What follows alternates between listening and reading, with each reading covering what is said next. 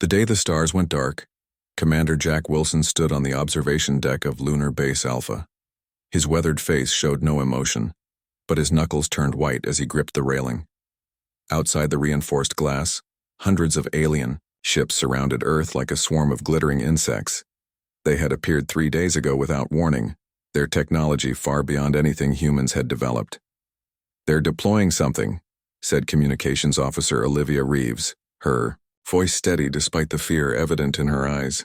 The screen showed strange devices leaving the alien vessels, forming a perfect sphere around the entire solar system. "Any response to our messages?"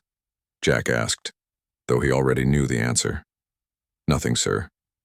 They haven't acknowledged a single transmission. The devices activated simultaneously, sending pulses of blue energy between them. Within hours, a shimmering barrier encircled the entire Sol system. From beyond Pluto's orbit to just past Mercury, the alien ships retreated beyond the barrier, disappearing from both visual and radar detection. Earth's first contact with alien life had ended with imprisonment.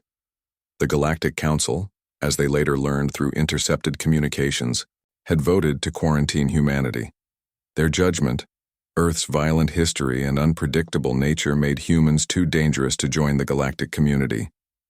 The quarantine was not temporary, it was meant to last forever. 2 weeks after the barrier appeared, the United Nations called an emergency session. Representatives from all nations gathered in New York to address the crisis. President Helen Cooper of the North American Union took the podium, her face grim but determined. "We face an unprecedented challenge," she said to the assembled leaders. "An advanced alien coalition has decided our fate without giving us a chance to defend ourselves. They've cut us off from the rest of the galaxy because they fear what we might become, but their fear will not define our future." The assembly hall erupted in both applause and angry shouts. Some nations blamed others for humanity's violent image. Old rivalries threatened to turn the crisis into a new world war.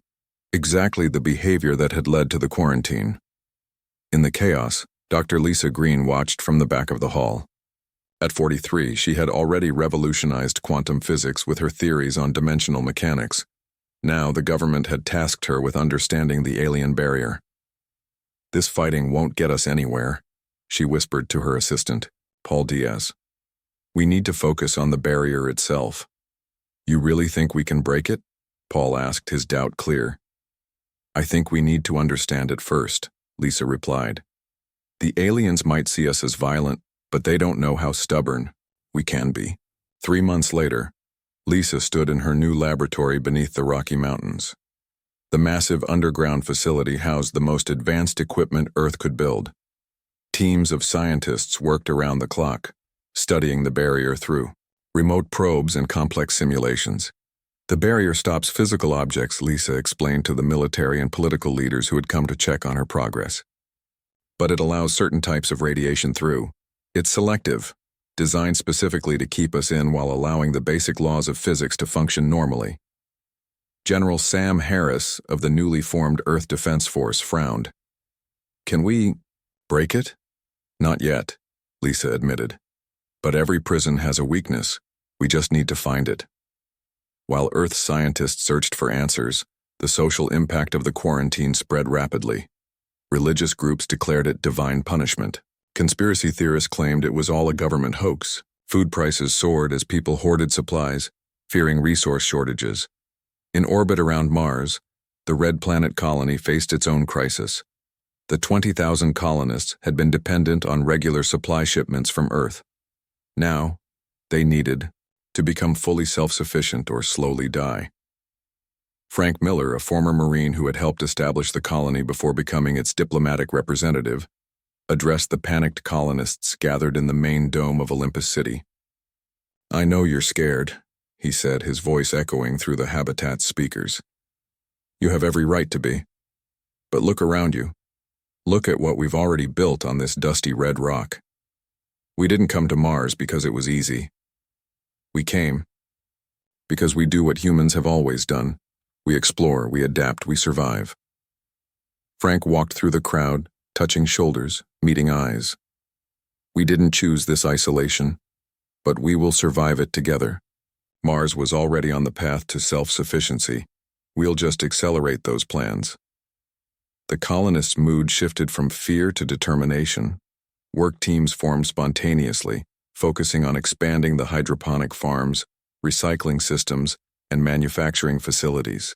Within days, Mars' colony had a new purpose: to prove humanity could thrive despite the barrier.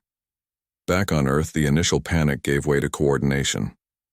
President Cooper called another meeting, this time including only the heads of major nations.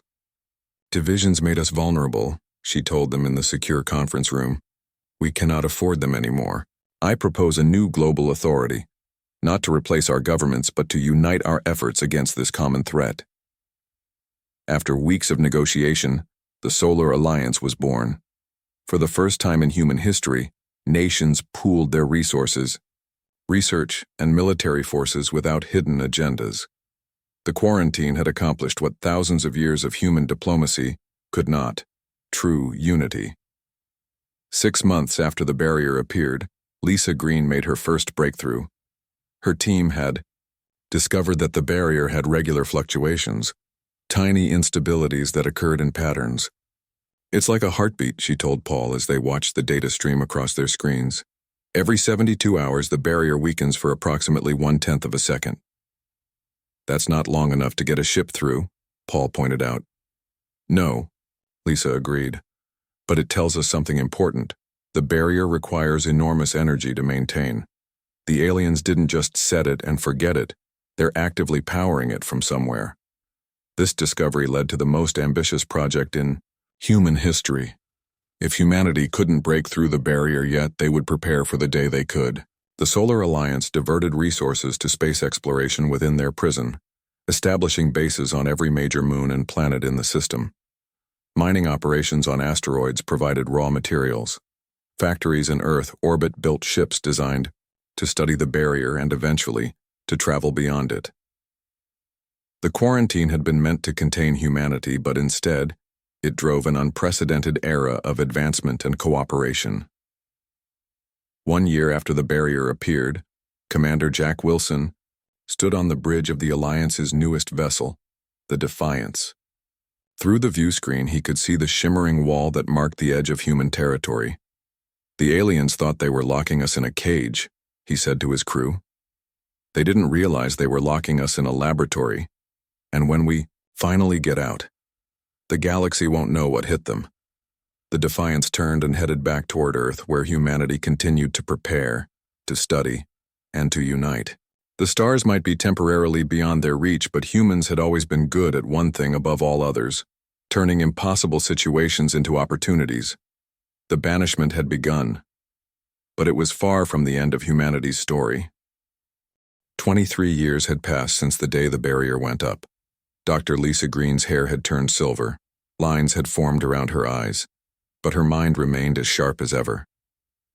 Now 66 years old, she still worked 14-hour days in the expanded laboratory complex beneath the Rocky Mountains. "You should get some rest," said Alan Doyle, her 30-year-old protege. He had been only 7 when the aliens quarantined Earth, growing up in a world defined by the barrier. Lisa looked up from her computer, rubbing her tired eyes. "I've been studying the same energy patterns for 2 decades, Alan. Something changed last week. The fluctuations are stronger now." "Do you think the barrier is weakening?" Alan asked, excitement creeping into his voice.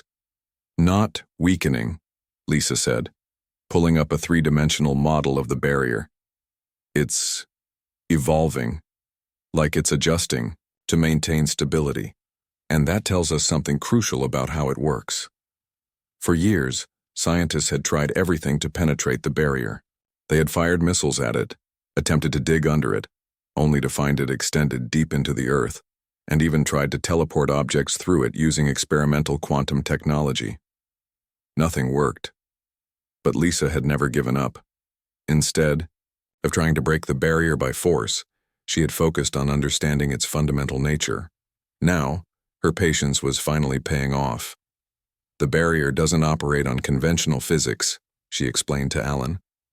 "It's based on quantum entanglement, on a massive scale. Each point in the barrier is connected to every other point, That's why it can't be broken at any single location. Alan frowned. If that's true, then how can we ever get through it? Lisa smiled for the first time in weeks. It's not a wall, Alan. It's a filter. And every filter has gaps, if you know exactly what to look for. The next morning, Lisa and Alan presented their findings to the Solar Alliance Council. The Grand Chamber, built in the neutral territory of Antarctica, housed representatives from all human settlements across the solar system.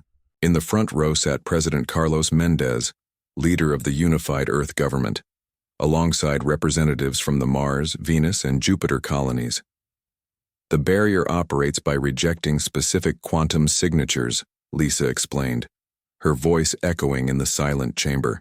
It was designed to recognize and block human technology, but in doing so, it has a critical weakness. She displayed a simulation showing a small ship with an unusual drive system. If we can disguise our quantum signature, make our ships look like something else at the subatomic level, we might be able to slip through during one of the barrier's regular fluctuations. The council members whispered among themselves. After 23 years of imprisonment, could escape finally be possible? How soon can we test this theory? President Mendez asked. We'll need a special ship, Lisa replied. Unlike anything we've built before. In the shipyards orbiting Jupiter, engineer Susan Bell received the technical specifications from Earth. At 48, Susan had spent her entire adult life developing spacecraft for the Solar Alliance. The massive rings of Jupiter provided materials and natural radiation shielding for her experimental work. This is going to be challenging, she told her team as they reviewed Lisa's designs. We're not just building a ship, we're building something that can fool the laws of physics. For 6 months, Susan's team worked tirelessly. They created a vessel unlike any before it, the Wave Rider, designed to slip between the quantum states the barrier was programmed to detect. The ship was small, with room for only 2 crew members, but it represented humanity's best hope. Captain Peter Clark volunteered to pilot the prototype. At 39, he had a reputation for taking on the most dangerous missions in the solar system. His co-pilot, Maya Rodriguez, was the leading expert on the experimental drive system. The day of the test arrived. The Wave Rider positioned itself near the edge of the barrier, while observation posts throughout the system watched. Lisa and Alan monitored from their laboratory, and President Mendez observed from the Antarctic headquarters. Wave Rider 2, control. Peter's voice came through the communication system. We're in position and ready to begin the approach sequence. Understood, Wave Rider, replied Director William Hayes from Mission Control. You are clear to proceed with Phase 1. Peter activated the quantum drive and the ship began to vibrate. Inside the cockpit, lights flickered as the vessel's system struggled with the unusual energy patterns. Quantum signature shifter online, Maya reported, her fingers dancing over the controls. We're beginning to mask our profile now. On monitoring stations across the solar system, the Wave Rider's signature began to change. To the barrier, it would no longer appear as human technology, but as something closer to cosmic background radiation, something the barrier was programmed to ignore. We're ready for approach, Peter announced. Beginning final countdown. The Wave Rider moved slowly toward the shimmering wall that had imprisoned humanity for over 2 decades. As it touched the barrier, energy arced across the ship's hull. We're experiencing resistance, Peter reported, his voice strained, hull temperature rising rapidly. In her laboratory, Lisa watched the data stream in. The signature is holding, but barely. The barrier is testing it, trying to identify what you are. Should we abort? William asked, concern evident in his voice. No, Lisa said firmly. They need to push through now. The next fluctuation begins in 20 seconds. On the Wave Rider, warning alarms blared. Structural integrity at 60%, Maya called out. If we don't break through soon, we'll have to pull back. Peter gripped the controls tighter. Just a little longer. We can do this. The seconds ticked by as the ship pressed against the barrier. Then, precisely on schedule, the barrier's strength wavered for a fraction of a second. Now, Lisa shouted, though she knew the crew couldn't hear her. The fluctuation is happening now. On the Wave Rider, Peter pushed the engines to maximum. The ship lurched forward, the barrier seeming to stretch around it like a membrane. For a moment it looked as though the barrier would hold. Then, with a burst of blue energy, the ship broke through. "We've done it," Maya exclaimed. "We're outside the barrier." Throughout the solar system, humans celebrated. For the first time in 23 years, a human-built vessel had breached the alien prison. The Wave Rider spent 30 minutes in no open space collecting data and confirming their position before preparing to return. Re-entry proved even more difficult than the exit. The ship suffered severe damage as it pushed back through the barrier, its hull glowing red-hot from the strain. When it finally emerged inside the solar system, parts of the vessel were melting. Emergency ships rushed to retrieve Peter and Maya before the Wave Rider fell apart completely. Despite the damage to the vessel, the mission was declared a success. Humanity had proven that the barrier could be breached. In the aftermath, Director William Hayes of the newly formed Stellar Exploration Initiative addressed the solar system in a historic broadcast. "Today marks the beginning of a new chapter in human history," he said, his face solemn but hopeful. "We've proven that our prison is not perfect, that we can reach beyond the barrier that was meant to contain us forever. But our response will not be one of vengeance. We won't seek to punish those who feared us. We'll seek understanding, knowledge, and allies among the stars. And we'll ensure that no species ever faces the injustice we endured." Construction began, immediately on a fleet of improved Wave Rider vessels. The first diplomatic mission would carry scientists, diplomats, and security personnel, representatives of a unified humanity ready to join the galactic community, whether the Galactic Council approved or not.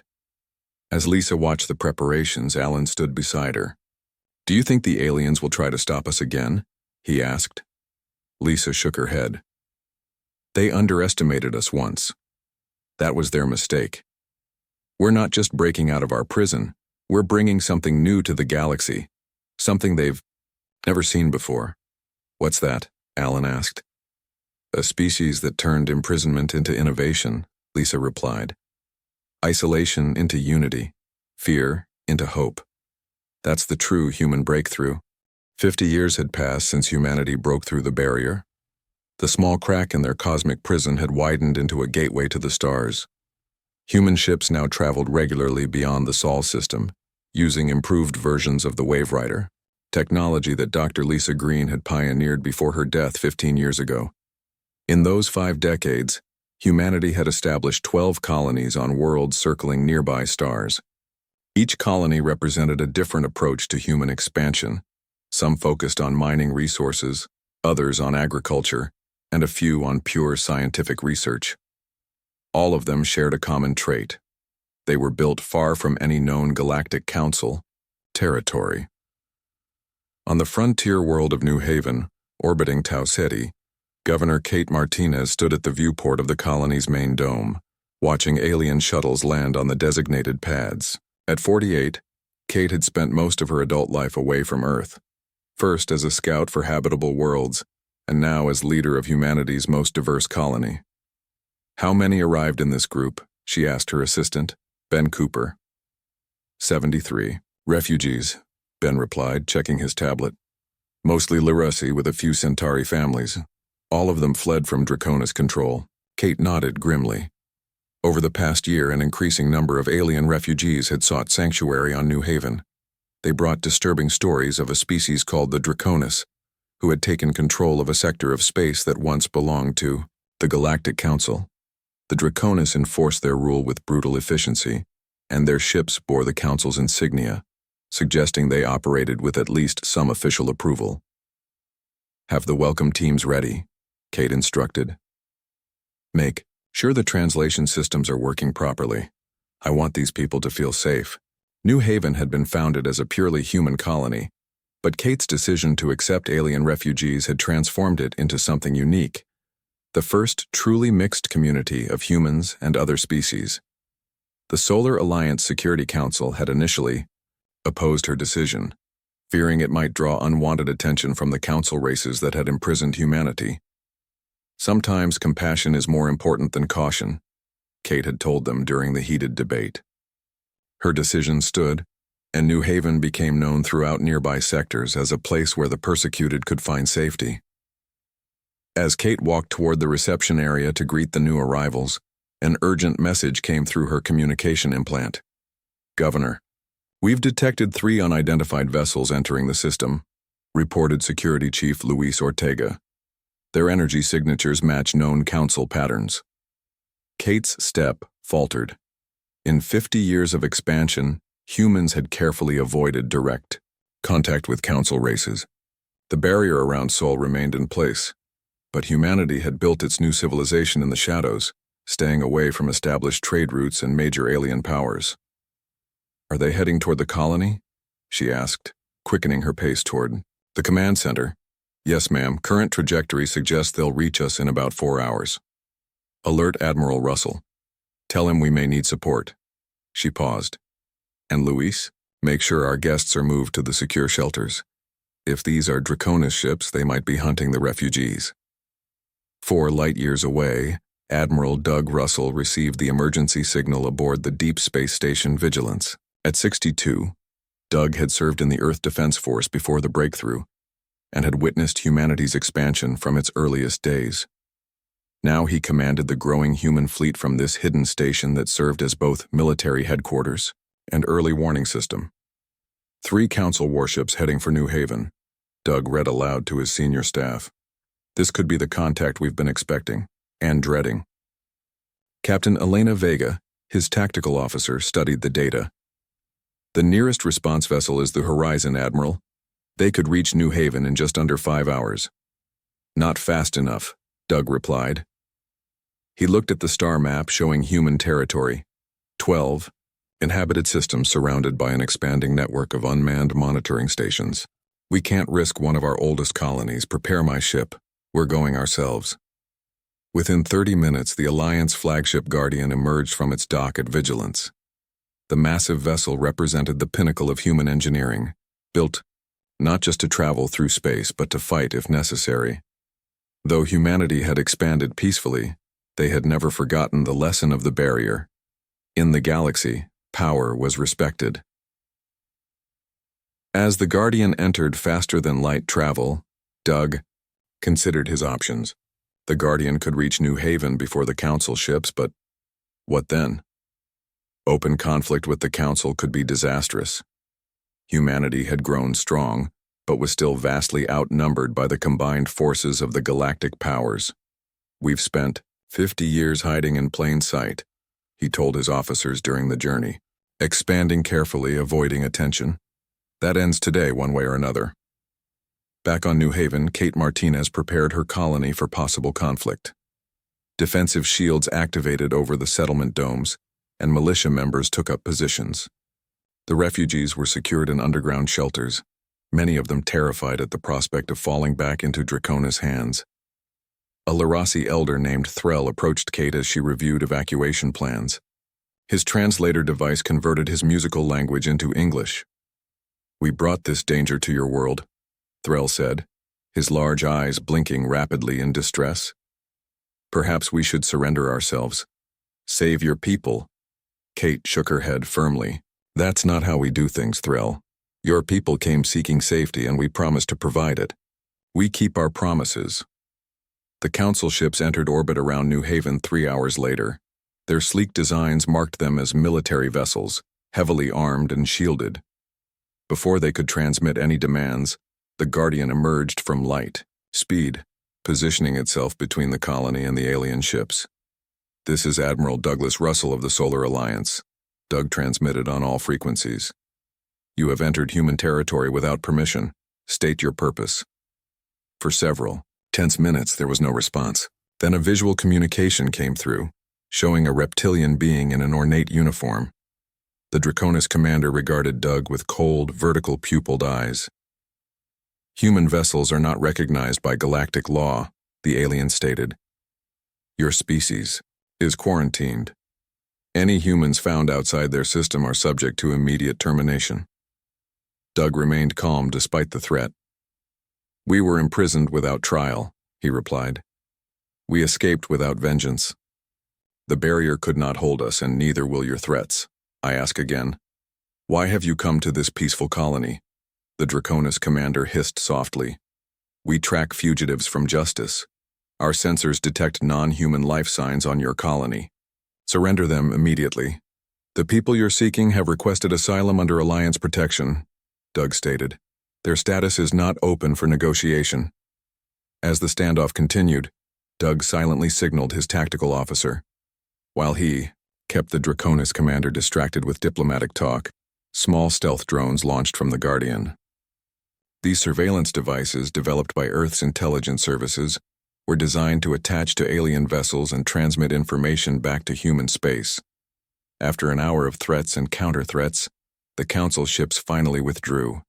They had been outnumbered by the arrival of 2 additional human vessels and seemed unwilling to start a direct conflict. As they departed the system, the stealth drones went with them, clinging to their hulls like electronic parasites. 1 month later, analyst Eric Barnes sat in his secure office deep beneath New Washington, the administrative center of the Solar Alliance on Earth. For weeks, he had been compiling and analyzing the data transmitted by the drones that had followed the Draconis ships back to Council space. It's confirmed, sir, Eric told the Alliance Security Council via secure holographic link. The Galactic Council is fracturing. What we encountered at New Haven wasn't an official Council action. It was the Draconis acting on their own authority, using old Council credentials. Eric displayed a galactic map showing political boundaries based on the drone data. The once mighty Galactic Council now controlled less than 40% of its former territory. The rest had fragmented into various factions, some independent, others under the control of aggressive species like the Draconis. The Council's power has been declining for decades, Eric continued. Our intelligence suggests it started around the same time they quarantined us. Apparently, not all member species agreed with the decision to imprison an entire civilization without communication. President Leon Young of the Solar Alliance studied the map thoughtfully. So, the mighty council that locked us away was already beginning to crumble from within. Yes, sir, Eric confirmed. And now we have a choice to make. Do we continue our quiet expansion, or do we announce our presence to the galaxy at large? The president looked at Admiral Russell and the other council members. We need to prepare carefully, but the time for hiding is over. Humanity has spread to the stars despite all efforts to contain us. Now the galaxy will learn who we have become. 100 years had passed since Earth's banishment. The galaxy had transformed in ways no one, human or alien, could have predicted. The once mighty Galactic Council, led by the ancient Valorian species, now controlled less than a quarter of its former territory. In its place, a new power had emerged, the Interstellar Cooperative. Founded on principles of mutual defense and cultural autonomy, the cooperative had grown from humanity's 12 original colonies into an alliance of over 30 species. Thus, its heart stood the human race, the species that had turned imprisonment into innovation. On New Earth, the gleaming capital world that served as humanity's diplomatic center, Chancellor Mary Winters prepared for the most important day of her career.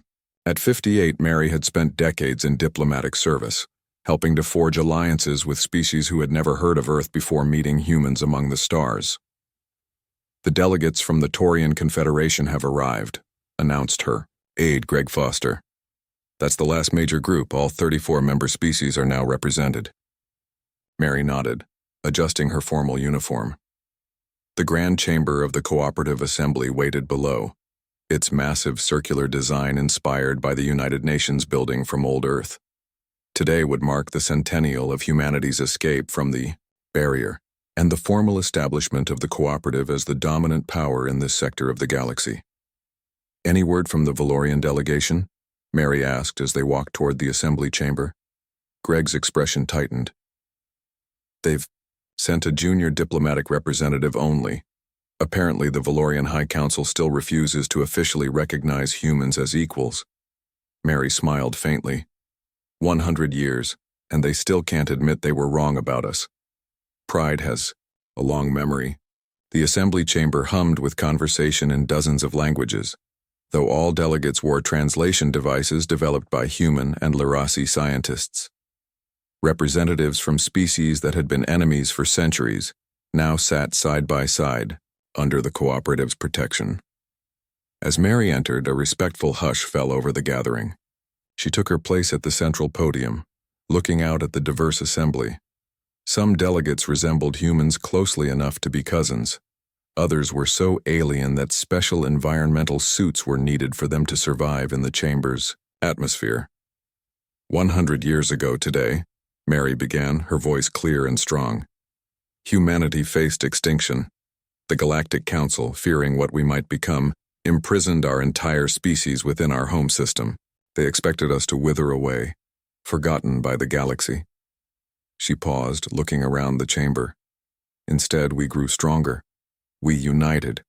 We overcame the barrier not through violence, but through understanding and innovation. When we finally broke free, we could have sought revenge against those who imprisoned us. Instead, we chose a different path. On the viewing screens around the chamber, images appeared showing the growth of human colonies, first contact with non-council species, and the gradual formation of the cooperative through peaceful treaties and mutual defense pacts. Today we unveil the Remembrance Monument. Mary continued, gesturing to a large object covered by a shimmering force field in the center of the chamber. A piece of the original barrier, preserved as a reminder of where we began and how far we have come together.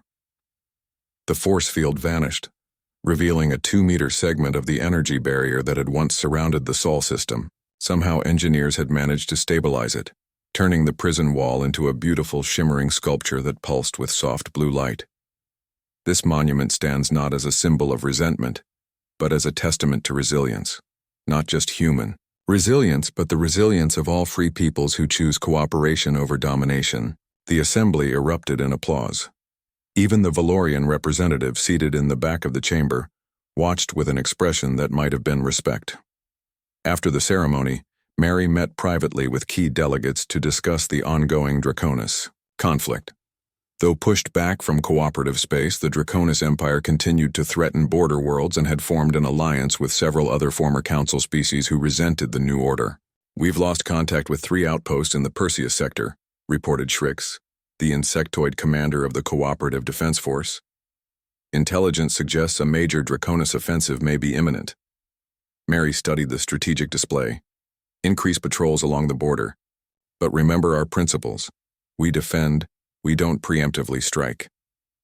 Later that day, a diplomatic shuttle departed New Earth, heading for a destination few humans had ever visited, Valoris, the ancestral homeworld of the species that had led the Council to quarantine Earth a century before. Ambassador Joe Harris watched through the viewport as the shuttle approached the planet. At 70, Joe had spent most of his life building bridges between species. This mission represented his greatest challenge and perhaps his last service before retirement. Valoris had once been the jewel of the galaxy, a world of soaring crystal cities and advanced technology. Now it stood diminished, its influence reduced to a handful of nearby systems. When the Council fractured, many former member species had turned against the Valorians, blaming them for the policies that had weakened the galactic order. The shuttle landed at an ancient spaceport outside the capital city. Joe was escorted through quiet streets to the Hall of Ancients, where the last leader of the unified council waited. Elder Tharvik had ruled when the barrier around Earth was erected. Now, aged almost 300 by Earth standards, he had requested this meeting. "Human," Tharvik said as Joe entered the dim chamber. The Valorian's voice rasped with age, and his once brilliant scales had dulled to a pale gray. "You have come far to meet one who imprisoned your kind." Joe bowed respectfully. "I've come to listen, Elder, and perhaps to understand." For hours, they talked. Tharvik explained the fear that had driven the Council's decision, how humanity's rapid advancement and warlike history had seemed to mirror other species that had brought chaos to the galaxy in ages past. "You feared us for our potential for violence," Joe said finally. "You never considered our potential for forgiveness." Tharvik's ancient eyes studied Joe. "We erred in our judgment. By isolating your species, we forced you to become stronger, more united than you might have been otherwise. He gestured to a young Valorian standing nearby. My successor wishes to open formal relations with your cooperative. Valoris has much to offer in terms of knowledge, if not power. The cooperative welcomes all who accept its principles, Joe replied. Even those who once stood against us. As Joe prepared to leave, the old Valorian stopped him with a gesture. One question, human. Had your positions been reversed? Had Valorians been the imprisoned species? Would you have shown the same restraint that your kind has demonstrated? Joe considered this carefully. I can't speak for all humans, Elder, but I believe that understanding grows from adversity. Perhaps your people will now have the opportunity to learn the lesson we did, that true strength comes not from imposing your will on others, but from finding common ground despite differences. While Joe's diplomatic mission unfolded on Valoris, another crucial event was taking place on a devastated mining world in a distant sector. There, human scientists led by Dr. Ben Taylor worked alongside alien specialists to reverse the ecological damage caused by centuries of Council exploitation. Ben stood on a rocky outcrop watching as specialized drones released genetically engineered microorganisms into the planet's poisoned atmosphere. At 42, he represented a new generation of humans who had been born in the stars, never knowing Earth except through historical records. The transformation is progressing faster than predicted, reported his assistant, Layla Patel. Toxicity levels have dropped 12% in just 3 days. Ben nodded, satisfaction evident in his expression. The Cooperative Council said this world couldn't be saved. That's why I pushed for this project. What had once been a barren wasteland was already showing signs of recovery. Small patches of engineered plants grew in protected valleys, their specialized biology designed to extract heavy metals from the soil while releasing oxygen into the thin atmosphere. Within 5 years, this world would be habitable again, a testament to the environmental restoration technology that human scientists had developed initially to preserve Earth's fragile ecosystems during the long quarantine. Species that had once voted for humanity's isolation now sought their help, their knowledge, and their protection. The methods developed by humans to survive within limited resources had become invaluable as other worlds faced resource depletion and environmental collapse. The galaxy had come full circle. Banished from the stars, humanity had returned not as conquerors, but as leaders who understood the value of freedom and the strength found in diversity. The species that had been locked away now held the keys to the future, not through domination, but through cooperation and resilience that the Council races had never imagined possible. In the chamber of the Cooperative Assembly on New Earth, the peace of the barrier continued to shimmer, a reminder of what had been overcome, and what could be achieved when fear was replaced with hope. The stars that had once seemed forever beyond reach now formed the backdrop for humanity's greatest achievement, a new galactic order built not on power but on possibility.